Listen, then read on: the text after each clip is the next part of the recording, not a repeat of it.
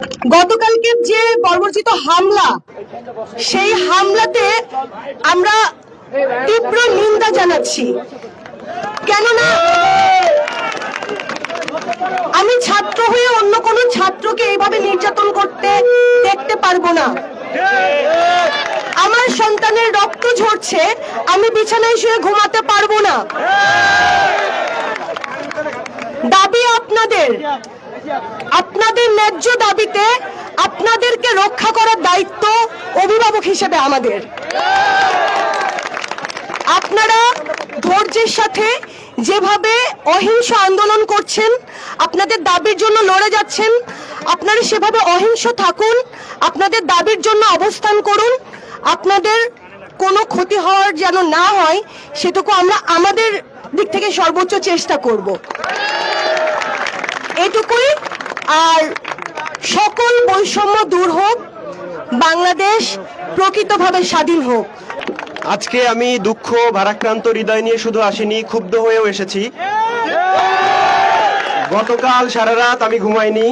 কারণ হচ্ছে আমার শিক্ষার্থীরা, জাহাঙ্গীরনগরের আমার ভাই, আমি বলছি না তাদেরকে শিক্ষার্থী, তারা আমার ভাই, তারা ওখানে কিভাবে মার খেয়েছে আমরা সবাই দেখেছি। তো আমি এই ন্যাক্কারজনক ঘটনার তীব্র প্রতিবাদ জানাই। এবং আমাদের এখানে যত শিক্ষক আছেন, এখানে হয়তোবা সবাই উপস্থিত হননি বিভিন্ন কারণে, কিন্তু আমার খুলনা বিশ্ববিদ্যালয়ের প্রতিটি শিক্ষক এই তীব্র ন্যাক্কারজনক ঘটনার তীব্র প্রতিবাদ জানাই। এবং আমি সবাইকে আহ্বান জানাচ্ছি, খুলনার যত শিক্ষার্থীরা আছে যেন এক ঐক্যবদ্ধভাবে থাকি। কোনো বহিঃশক্তির হামলায় যেন আমাদের শিক্ষার্থীর গায়ে একটি আঁচড় না লাগে। এবং প্রশাসনের দৃষ্টি আকর্ষণ করছি, আপনারা নিশ্ছিদ্র নিরাপত্তা দেওয়ার ব্যবস্থা করুন। ধন্যবাদ সবাইকে, এবং আমি এই আন্দোলনের সাথে সংহতি প্রকাশ করছি। সহপাঠী শিক্ষার্থীবৃন্দ, এ পর্যায়ে বক্তব্য নিয়ে আসার জন্য আহ্বান জানাচ্ছি আমাদের সম্মানিত শিক্ষক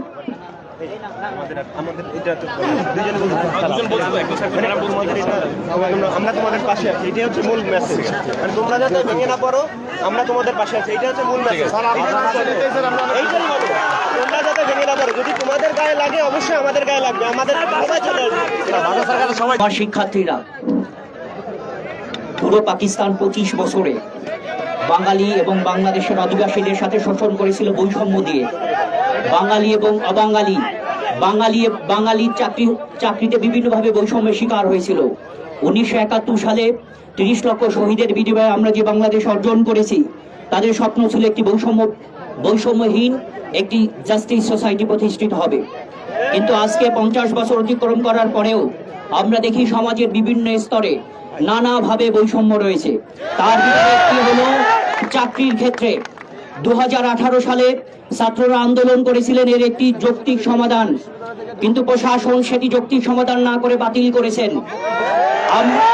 তৎকালীন যারা এই আন্দোলন করেছিলেন তারা যৌক্তিক সমাধান চেয়েছিলেন।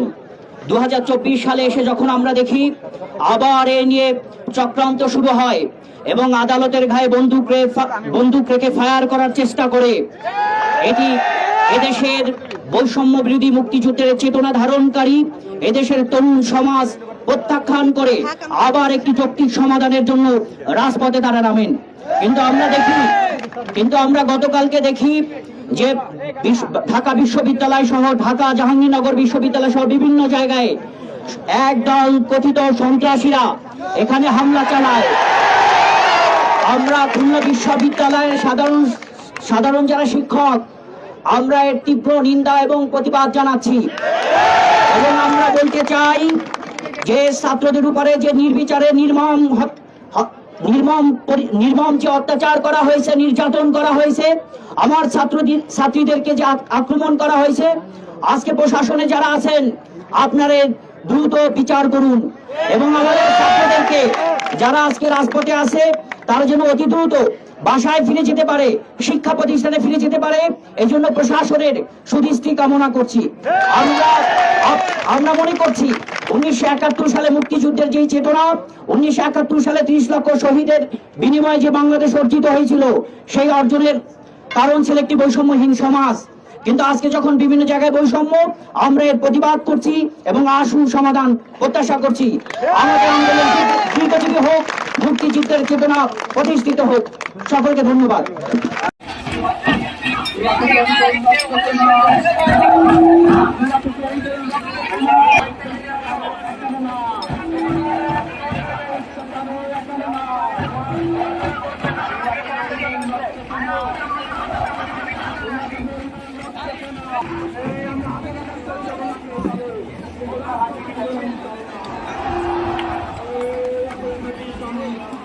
উপস্থিতি ব্যতীত যারা বাইরে আছি তারা পয়েন্টের ভিতরে প্রবেশ করি, সার্কেলে প্রবেশ করি দ্রুত।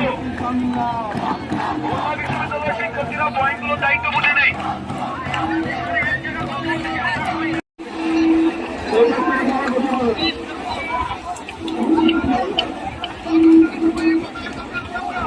খুলনা বিশ্ববিদ্যালয়ের যারা আশেপাশে ঘোরাফেরা করছেন সকলে এখনই পয়েন্টে ফিরে যায়। সকলে যে যার পয়েন্টে ফিরে যায়।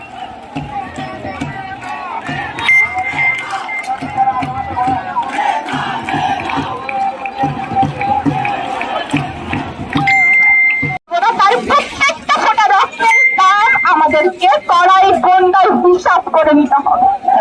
আমরা পারবো, হিসাব আদায় করে নিতে পারবো। আর পলিটিক্যাল যে অবস্থা, ছাত্রদলীয় অবস্থা, আমি ঢাকা